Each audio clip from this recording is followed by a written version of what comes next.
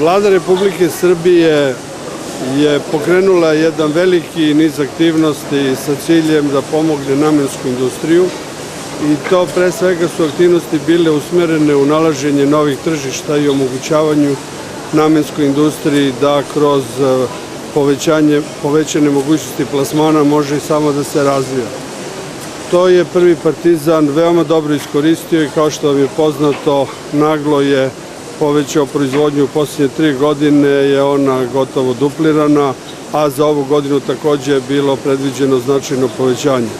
Nažalost, nesreća koja se desila sve nas je duboko potresla i evo ja sam i u vreme kad je bila nesreća došao da izrazim saučešće, a i sada sam došao da posetim mesto gde se to dogodilo.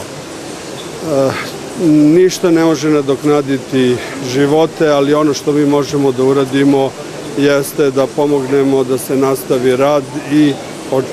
u razgovoru s direktorom dobio sam informaciju da će ove godine ipak proizvodnja biti veća nego prošle godine koja inače biti rekordna, da se takođe